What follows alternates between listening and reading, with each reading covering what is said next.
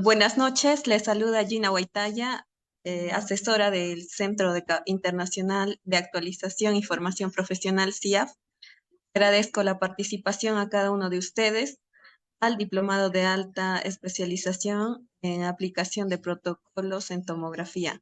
Iniciará con el módulo 1, Principios físicos, adquisición y reconstrucción de imágenes en tomografía computada, que estará a cargo del doctor Cristian Cárdenas Moreno. Para el buen desarrollo de la ponencia, les dejaré algunas recomendaciones. Por favor, mantener sus micrófonos y cámaras apagadas, a menos que el docente lo solicite. Y cualquier duda o consulta será resuelta por el doctor al final de la ponencia. Buenas noches, doctor Cristian Cárdenas Moreno. Le doy pase a su ponencia.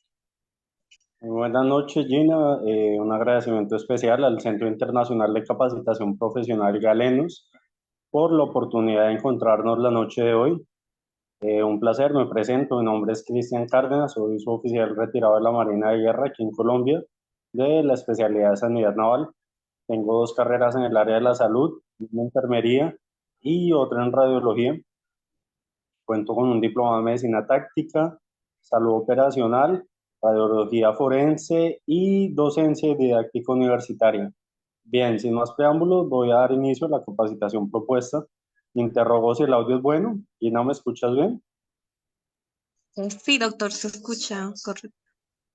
Dale, perfecto.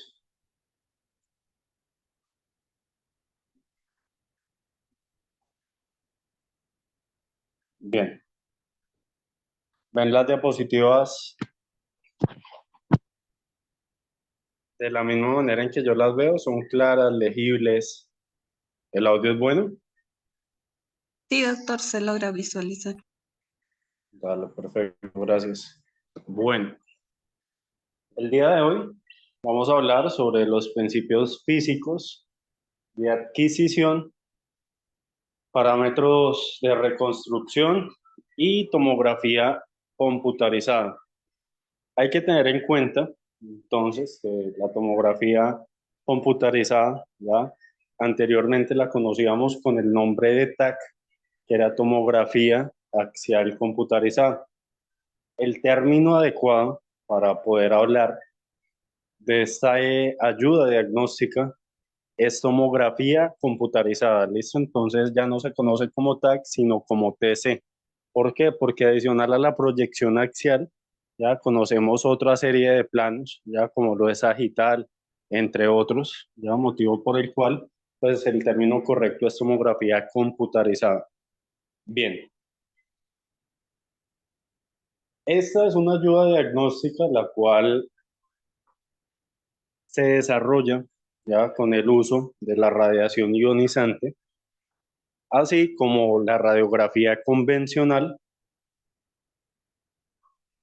motivo por el cual es necesario tener en cuenta ya que para el uso y el desarrollo de la misma es necesario cumplir con unos parámetros básicos en el uso de elementos de protección personal, ya como lo son paredes plomadas, que el sitio sea acorde, ya para tener la disposición y la disponibilidad de este equipo, contar siempre con el dosímetro, que las paredes estén señalizadas y realizar unos protocolos adecuados dependiendo la institución. ¿Listo? Decimos entonces que tomo significa corte o sección, grapen significa imagen o gráfico, con el uso de radiación. La tomografía computarizada, en conclusión, es una ayuda diagnóstica la cual nos permite, a través del uso de la misma, seccionar una imagen, seccionar un miembro, seccionar un lugar específico del cuerpo y a partir de allí visualizarlo a través de diferentes cortes para poder analizar de una manera bastante concreta cada uno de los órganos, cada uno de los tejidos y de esta manera pues ser los ojos internos del galeno, es decir, del médico, para que él pueda dar un diagnóstico asertivo en un tiempo correspondiente, que sea eficaz efectivo y eficiente. Esto con el objetivo de que entre más rápido se logre detectar un diagnóstico, menor va a ser la consecuencia para el paciente, se va a poder proyectar una mejor calidad de vida y se van a tener más opciones en cuanto al tratamiento y en cuanto al estilo de vida del mismo. Alan Cormack, entre 1957 y 1963, desarrolló un método el cual se usa para calcular la distribución de la absorción de la radiación en el cuerpo humano. ¿Basándose en qué? Basándose en las mediciones de transmisión.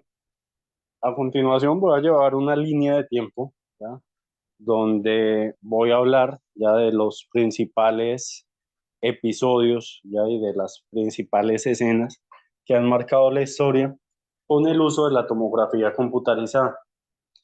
Este diplomado está proyectado para 4 sesiones en donde se busca abarcar medios de contraste, protocolos básicos. El día de hoy vamos a hablar sobre la parte de adquisición de imágenes y dar un recorrido de forma superficial a cada uno de los parámetros importantes en la tomografía computarizada. Quiero ser concreto con ustedes, el tiempo es limitado, realmente en 4 horas se va a abarcar todo el tema de tomografía de una manera muy concreta, muy directa, va a ser complejo, pero voy a tratar los puntos más importantes. Al igual en las clases de medio de contraste y en las clases de protocolos, si por X circunstancia el tiempo no nos da, que sé que van a surgir dudas o inquietudes, no se preocupen que todo este material se les será otorgado, ya se les va a facilitar por medio de las personas de la parte logística, quienes van a enviar los certificados correspondientes, igualmente el material de apoyo para que ustedes puedan apoyarse y puedan tener unas bases sobre cada uno de los protocolos, de los medios de contraste y diferentes temáticas impartidas. Bien, dicho lo anterior, decimos entonces que en 1971 es el auge de la tomografía computarizada. ¿Por quién? Por el señor Godfrey Hanfield y el doctor James Ambrose. Esto se dio en el hospital de Wembley.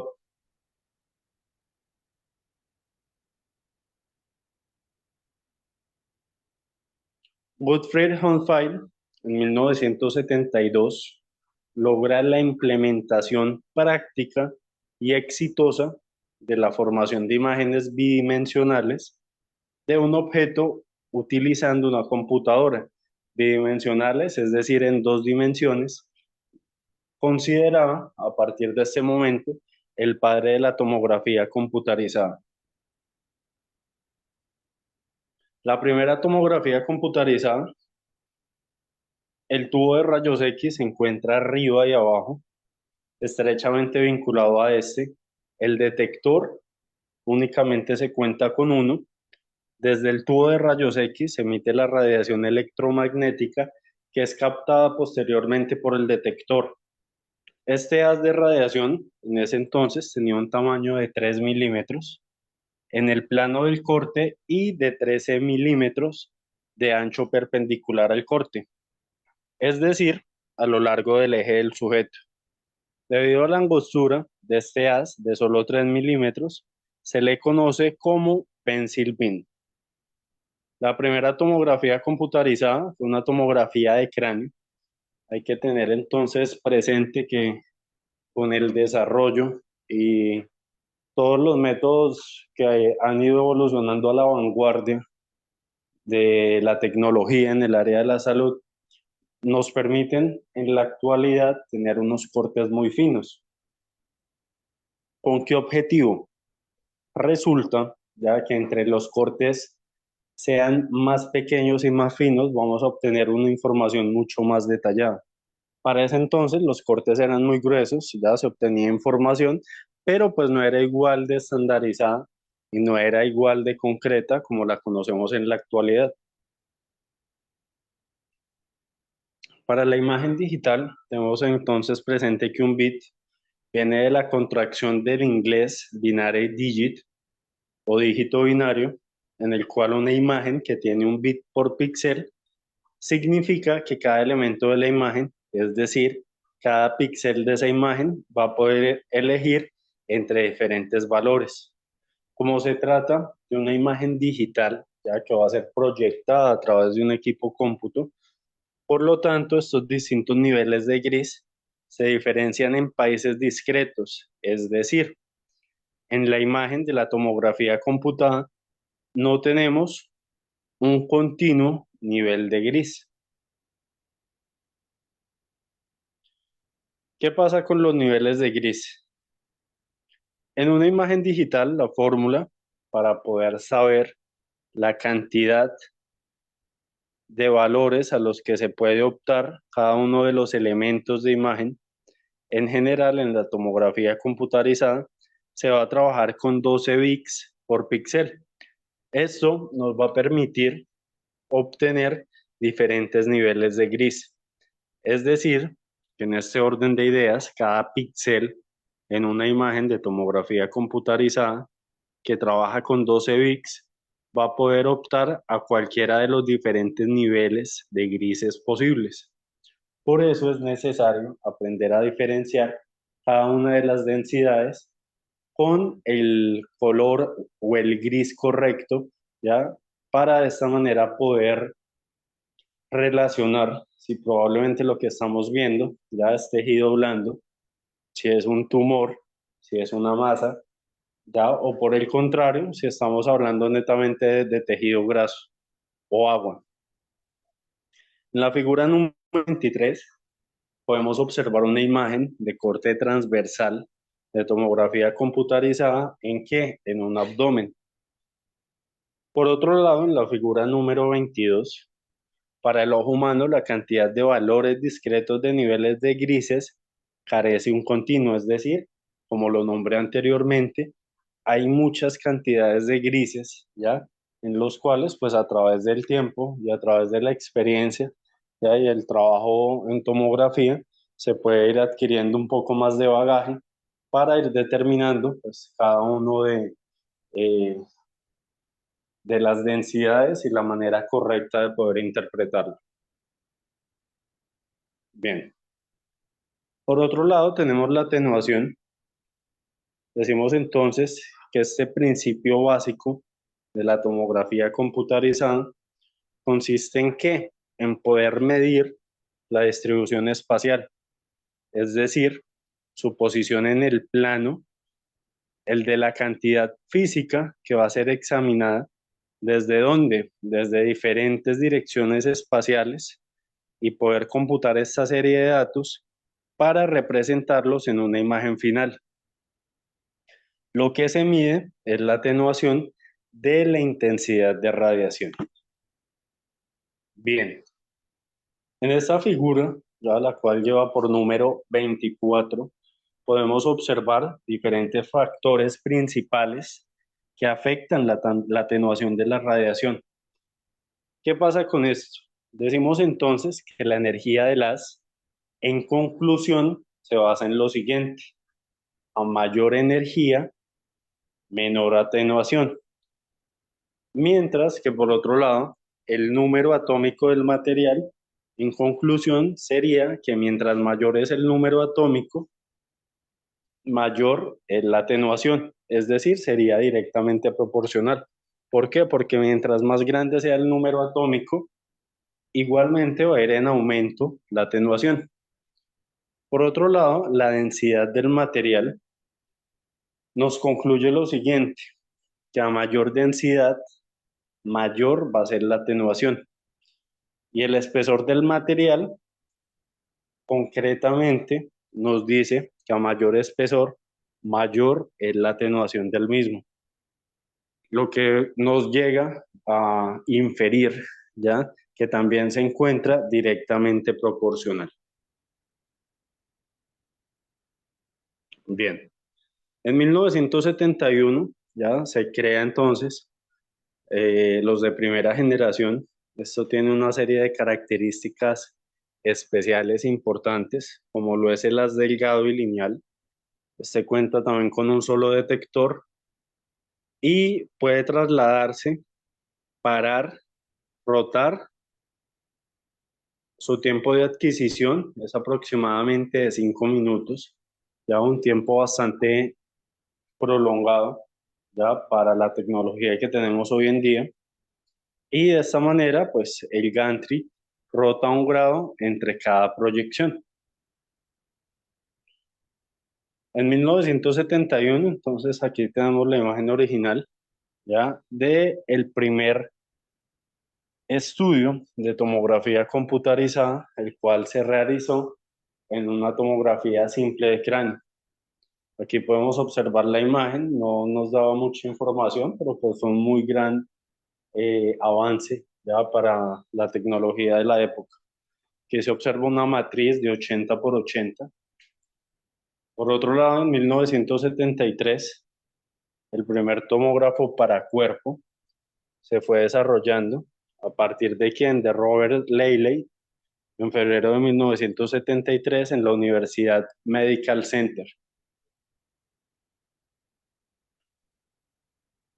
En 1973 se da auge a los de segunda generación. Estos tienen una serie de características principales, como lo es un haz en abanico. Tiene una fila de hasta 5 a 30 detectores. Su movimiento es de traslación y de rotación. Y el tiempo de adquisición para ese entonces, en menos de un siglo, bajó bastante, ya que pues del primer estudio, donde el tiempo de adquisición fue de 5 minutos, para este de segunda generación, el tiempo de adquisición fue de 20 a 60 segundos.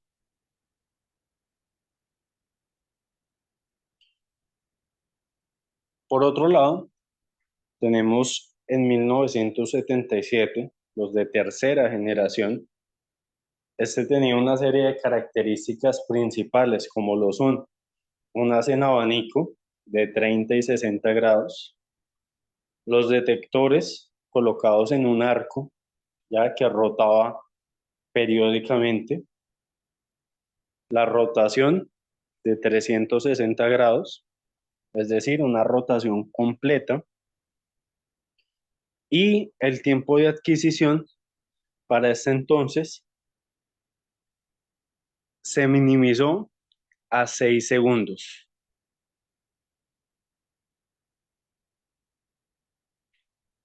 Entonces, reconoce todo este avance en la ciencia, otorgando el premio Nobel a Sir Godfrey Humphrey y a Alan McLeod Goodman, reconociendo el esfuerzo y el arduo trabajo que se realizó en la creación ya de esta ayuda diagnóstica, la cual revolucionaría no solamente la radiología, sino que revoluciona toda la medicina en general, ¿ya? Logrando hacer, pues, de esta forma, los ojos internos y la imagen interna del cuerpo para el médico. En 1985 se da la creación de los de cuarta generación.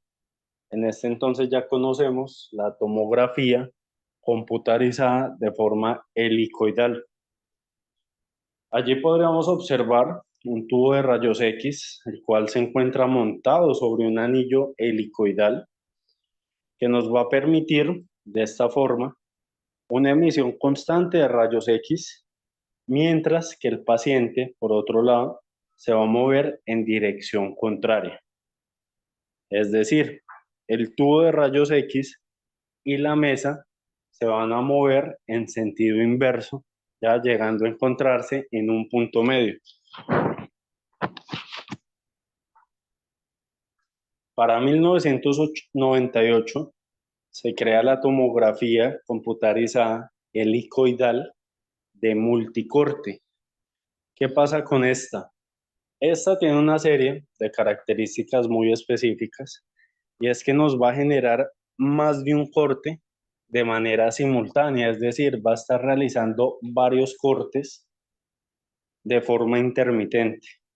El tubo de rayos X, por su parte, tiene una mayor capacidad de enfriamiento y energía, es decir, es un equipo mucho más competente, es un equipo más desarrollado, es un equipo que no va a sufrir de recalentamientos constantes. Obviamente, pues si se tiene en un área que cuente con unas condiciones propicias y dignas para generar también una buena temperatura, ¿ya? Que no vaya a generar un recalentamiento de los circuitos y pues de todo el equipo en general. Por otro lado, estos acortan el tiempo del examen y nos ayudan a mejorar la resolución espacial y la resolución temporal. En este entonces, pues ya se crean unas nuevas aplicaciones, se cuentan con cortes de 0.4 a 0.6 milímetros, unos cortes muy finos, bastante detallados, con 64 coronas de detectores y una velocidad de 0.33 segundos en una rotación de 360 grados. Es decir, que tenemos una rotación completa sin ningún problema. Bien, en el 2010, por otro lado, se da el desarrollo de los de quinta generación. Este equipo de tomografía computarizada cuenta con unos diseños los cuales pretenden una mejor calidad de imagen con un menor tiempo de exploración y una menor dosis para el paciente. Este cuenta con múltiples fuentes fijas, no solamente en los rayos X, sino también en los detectores. Y va a contar un sistema el cual va a estar estacionario a modo estacionario. ¿Qué pasa con esto? Entonces, bien, ya se ha ido evolucionando a través de la época en la generación de tomógrafos computarizados, pero más allá de la misma evolución, también hay que ir evolucionando con quién, con la protección radiológica, ¿ya? Y la seguridad radiológica. Entonces, allí viene un término bastante usado, que es ALARA, ¿ya? El cual nosotros conocemos, en conclusión, como menor dosis, ¿listo? Para poder brindar la seguridad adecuada al paciente sin que nos vaya a afectar la calidad de la imagen. ¿Qué pasa con esto? Entonces ya se viene la parte de distancia, de blindaje y la parte de tiempo. Ya tres factores muy fundamentales, ya los cuales van a estar inmersos en la adquisición de cada estudio. Y allí se va a comenzar a jugar entonces ya con la parte de los protocolos, con la parte del kilovoltaje, del miliamperaje. ¿Para qué? Para poder adquirir unas imágenes de excelente calidad sin exponer el paciente a unas grandes emisiones de radiación. ¿Por qué? No es desconocimiento, ya para ninguno que trabajamos en el medio, ni para el personal que trabaja en el sector de la salud, que la exposición a la radiación ionizante puede causar diferentes consecuencias si no se toman las medidas previas de protección personal, entre ellos que puede causar alopecia, puede causar un CA, puede causar esterilidad.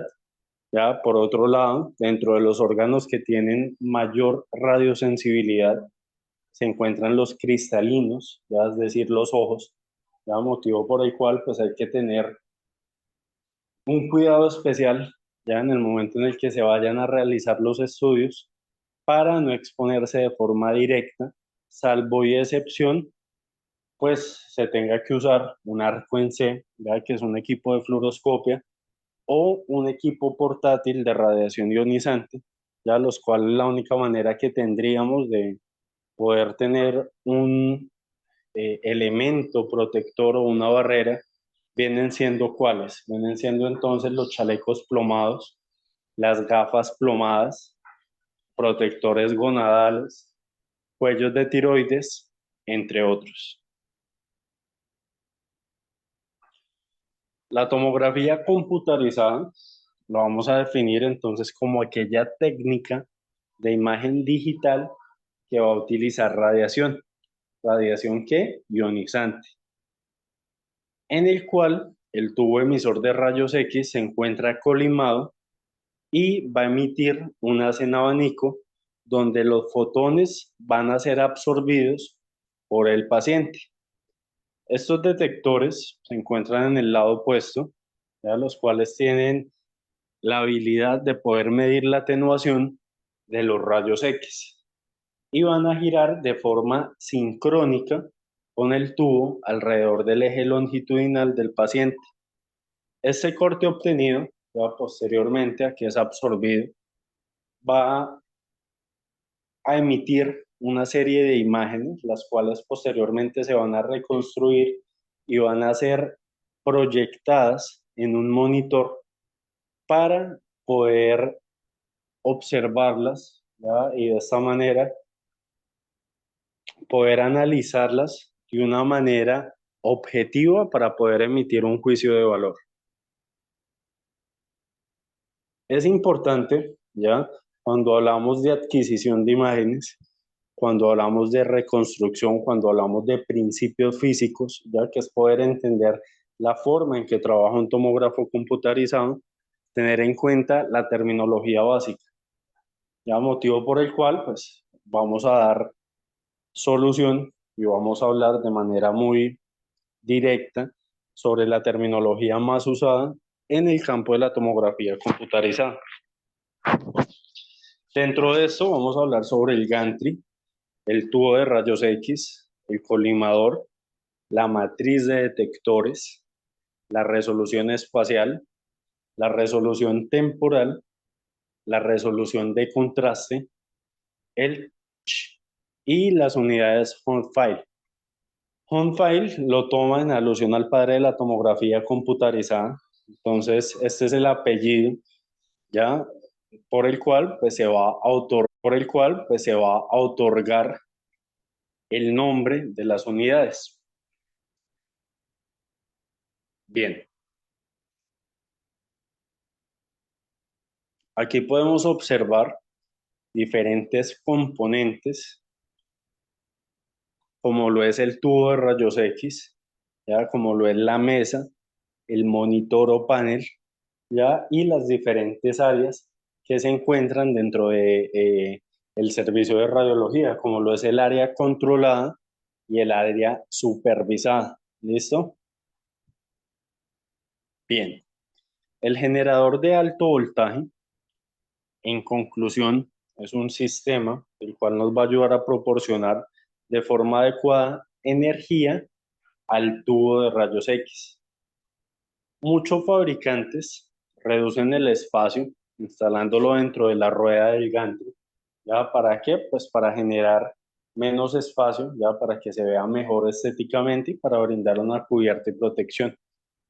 Por otro lado, va a mostrar la señal eléctrica y procede a realizar la conversión analógico-digital para que el ordenador posteriormente se vaya a la parte de qué, del procesamiento, ya, y la emisión de los datos. Aquí podemos observar entonces el gantry o generador de alta tensión y tubo de rayos X, parte fundamental ya del equipo de tomografía. Este viene a ser el lugar físico donde se introduce el paciente para el estudio, es decir, ya viene siendo este arco o esta cápsula que generalmente nosotros conocemos. Dentro de este gantry vienen inmersos, ya vienen instalados una serie de conjunto de dispositivos que están montados en un soporte que pasa a ser giratorio. Solidariamente, este tipo de elementos giran entonces con el soporte. Aquí podemos observar el tubo de rayos X, el colimador. Vamos a ver la distribución de un equipo de radiología, el generador de alto voltaje, los detectores, el sistema de adquisición de datos y el sistema de refrigeración del equipo.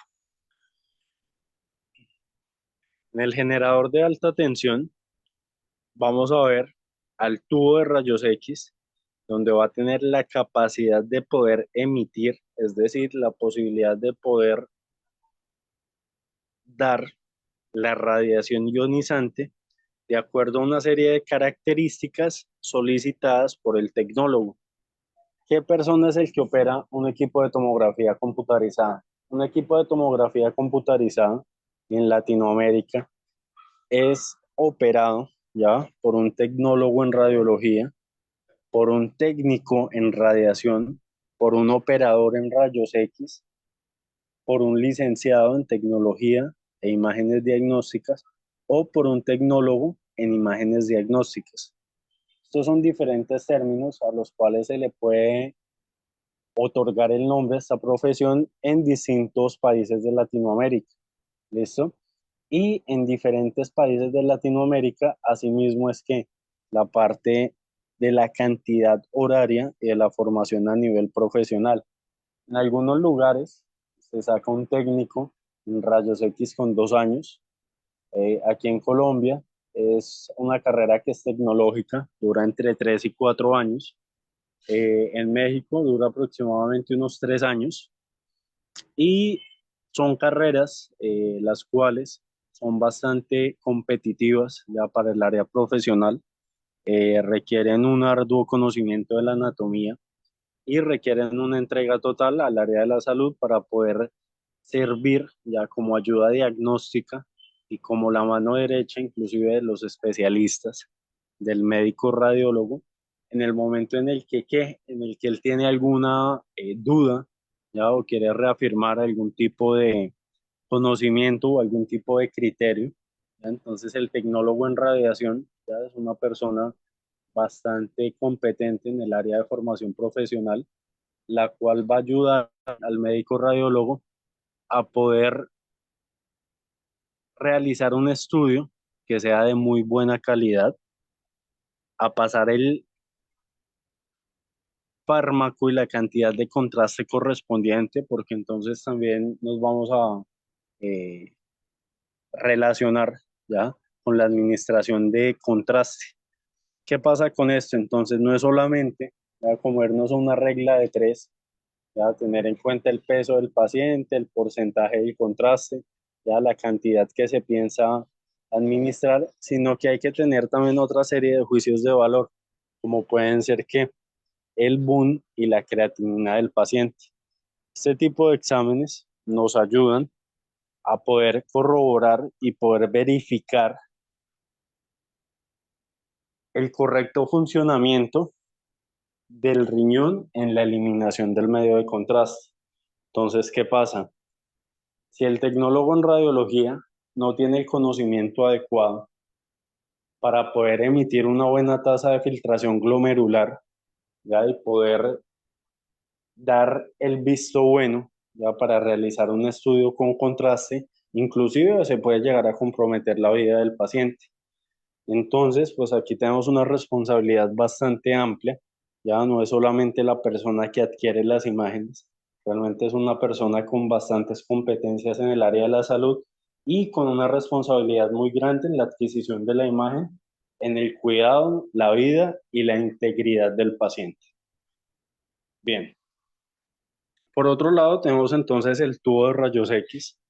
Se nos ayuda a emitir el haz de fotones con un kilovoltaje y un miliamperaje específico determinados por el tomógrafo. Este va a presentar un cátodo, que es una serie de filamentos, y posteriormente un ánodo rotatorio. Aquí podemos observar el tubo de rayos X, ya donde se va a poder comprender ya en qué lugar se encuentra el tubo y posteriormente los detectores, los cuales los encontramos en la parte inferior de la imagen.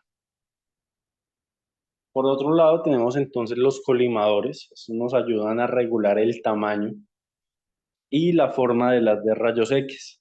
También nos sirven para poder disminuir las dosis recibidas por el paciente y de esta manera eliminar la radiación dispersa que llegaría posteriormente a los detectores. Este sistema de colimación está en relación al ancho de corte. Entonces, aquí podemos observar una imagen, ¿ya?, donde se encuentra el tubo de rayos X en la parte superior con el colimador, bueno, con los colimadores. El objeto, la zona específica a irradiar. Hay otros colimadores en la parte inferior, los detectores, y posteriormente ya se va a poder transmitir en una serie de imágenes a un monitor. Los detectores, por su parte, nos ayudan a capturar la energía que no ha sido atenuada por el paciente y nos van a ayudar a mejorar la resolución temporal. Esta serie de dispositivos son capaces de absorber y de transformar la radiación. Hay diferentes tipos de detectores. Dentro de los tipos de detectores más usuales, ya el día de hoy vamos a hablar sobre los gaseosos y los sólidos o los de centelleno.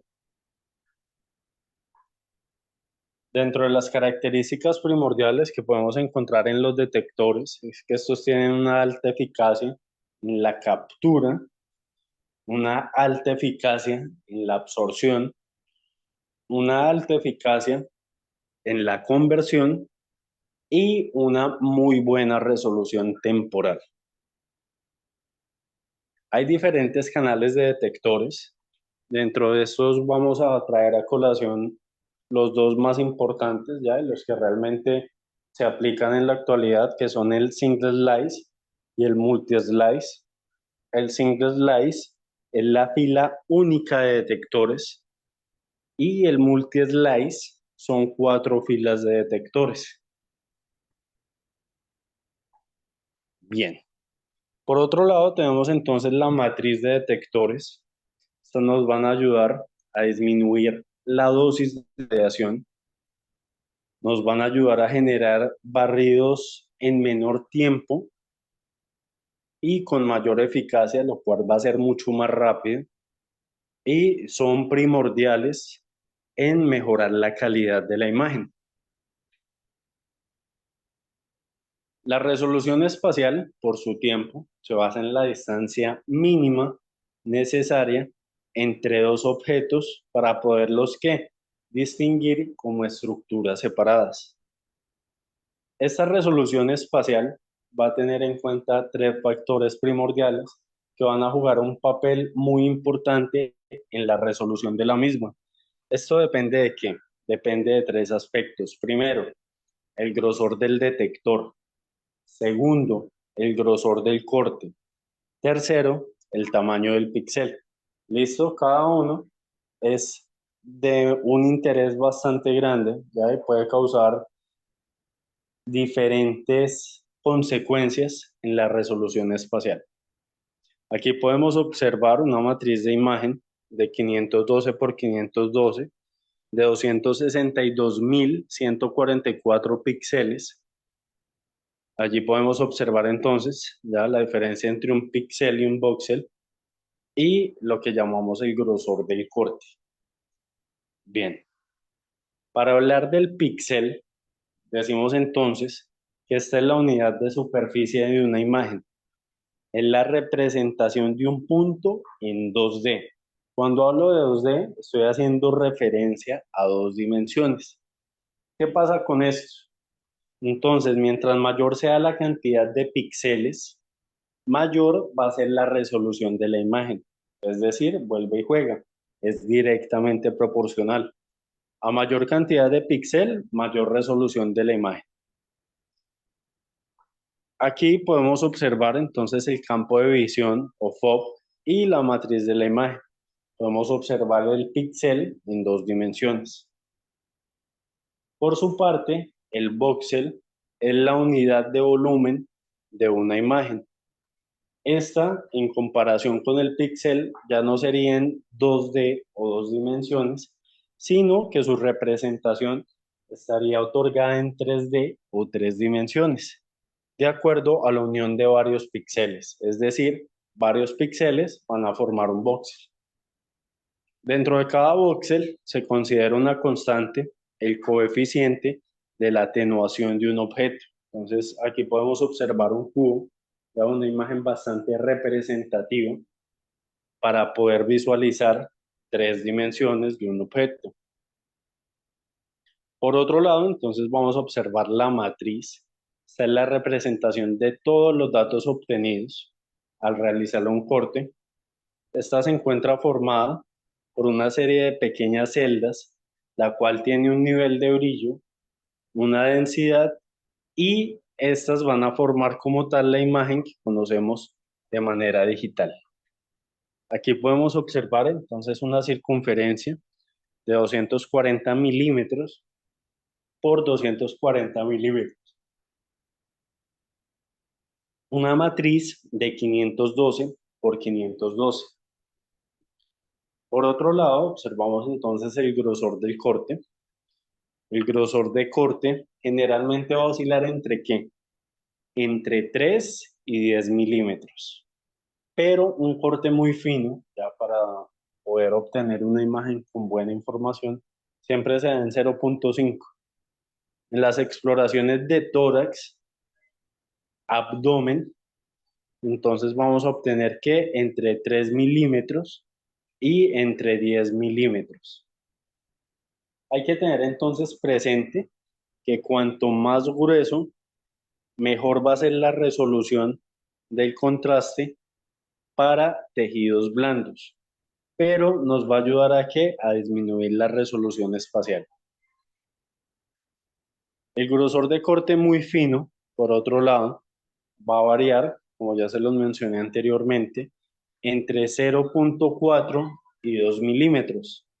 Estas exploraciones son para qué? Son para un TACAR, ¿verdad? Para una exploración de oídos y de arterias coronarias, debido a qué? A que se requiere obtener mayor información, ¿ya? De una manera más precisa y en láminas, llamémoslo de esta manera, o en imágenes mucho más delgadas, en el momento en el que se vaya pasando, ¿ya?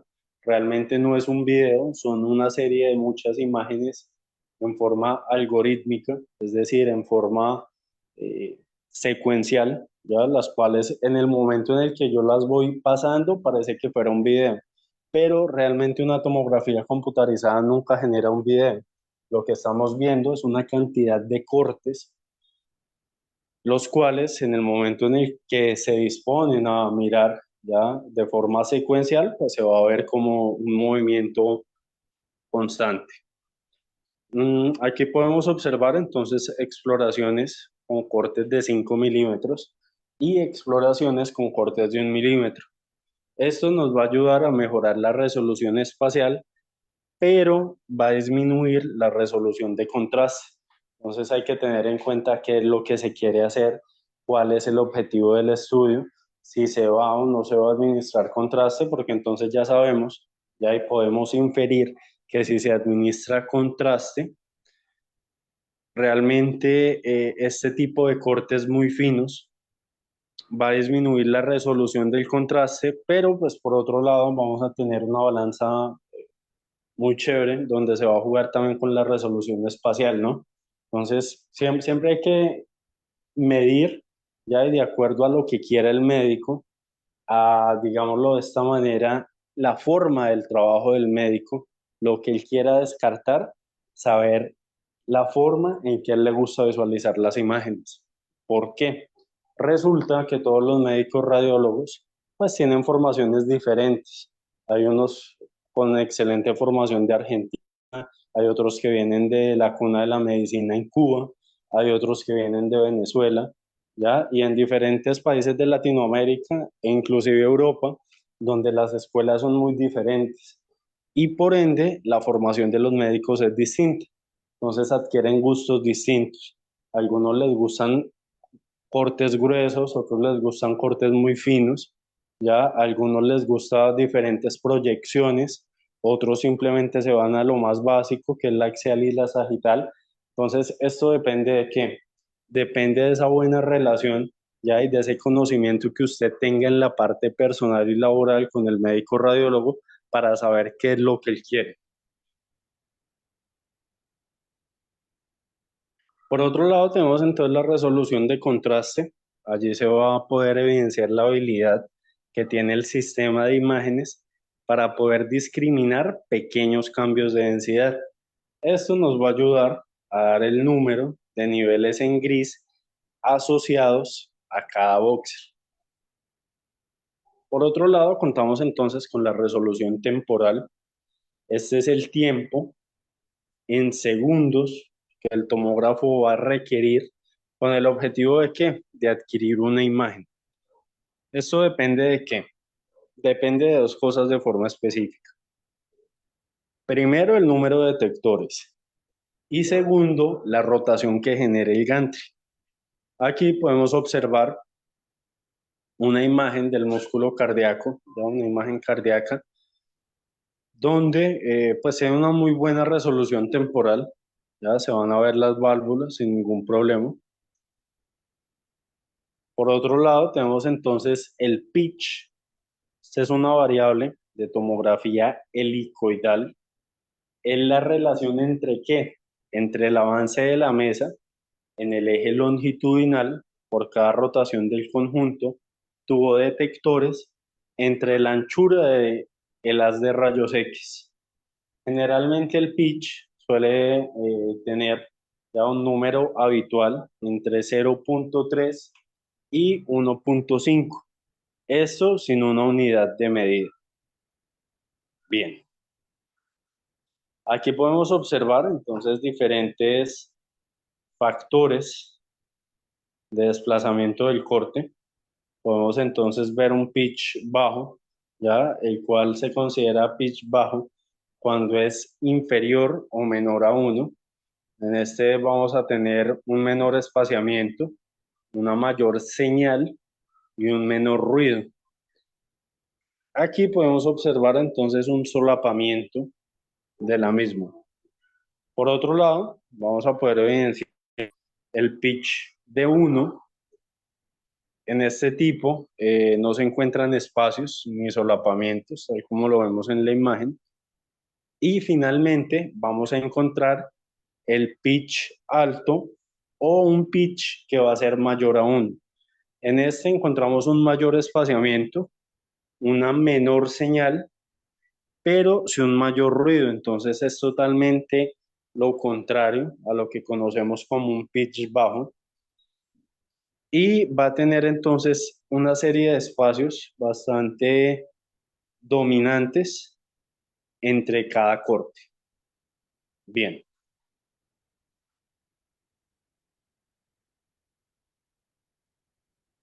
Tenemos el factor del desplazamiento del haz. Este tiene una variable en tomografía helicoidal. Es una relación de movimiento. ¿De qué? De la camilla del paciente por cada revolución de 360 grados. Esto va a estar directamente proporcional por la anchura del haz de rayos X. Por otro lado, entonces contamos con las unidades de Hounsfield en esta escala, la cual va a ser cuantitativa. Y digo que es cuantitativa ¿por qué? Porque lo podemos ver a través de números. Entonces, todo lo que va a ser cuantitativo es algo que se puede medir. Cualitativo estaríamos hablando o haciendo alusión a cualidades o características, ¿de acuerdo? Esto se utiliza para medir los diferentes niveles de densidades de los tejidos humanos dentro del volumen delimitado o lo que conocemos con las siglas de ROI.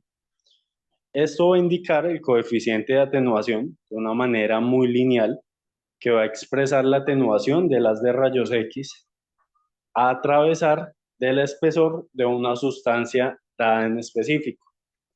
Por otro lado, tenemos entonces el sistema de adquisición, o también conocido como DAS, una producción de rayos X, donde cada detector se encuentra conectado a un amplificador. Este amplificador, por su parte, va a tener entonces la función primordial de ¿qué? De mandar la señal a un convertidor análogo digital y de esta manera poder ser un transmisor el cual va a enviar la señal a sistemas externos para la conversión posterior de la imagen. Dentro de las aplicaciones de la consola de adquisición, entonces hay diferentes reconstrucciones. Podemos hablar de reconstrucciones multiplanares en MPR, en MIP o en mini MIP. Podemos ver reconstrucciones de superficie tridimensional. Entonces vamos a decir que son tridimensional porque son en 3D y en 3 proyecciones, endoscopias virtuales, renderización de volúmenes y reconstrucción de angiotomografías. Allí podemos observar ya la estación del trabajo, ¿ya? Que es el lugar donde se encuentra el tecnólogo en radiación, ¿ya? O inclusive también se conoce en otros países, ¿ya? Como tecnólogo médico, ¿ya? Es otra terminología que se le da al tecnólogo en imágenes. Este es el sistema de visualización de estudios, donde a través de la base y almacenamiento de archivos e imágenes se va a estar conectado al PACS. Entonces, ¿qué es el PACS? Voy a ser muy concreto. Esto viene siendo como un sistema, un servidor, ya el cual está conectado a diferentes equipos cómputos y a partir de allí se pueden subir imágenes para visualizarlas de una manera muy concreta y muy detallada en diferentes monitores. Por otro lado, entonces hay que tener en cuenta también los artefactos. Aquí vamos a ver la distorsión de una imagen radiológica. Esto nos va a dificultar la visualización de las estructuras adyacentes, producidas por diferentes causas. Se manifiestan mediante rayas, ruidos y distorsión. Generalmente los artefactos podemos considerarlos como que físicos, cinéticos o inclusive problemas del equipo. Los artefactos cinéticos son debido al movimiento del paciente o del sistema, entonces pacientes que llegan con una ACV, pacientes que llegan convulsionando y que no nos colaboran con una posición eh, única. Lo más frecuente son debido a movimientos del paciente. Tenemos entonces artefactos de origen técnico, como lo son de anillo, producido por un número de detectores que se cortan en cada rotación del tubo.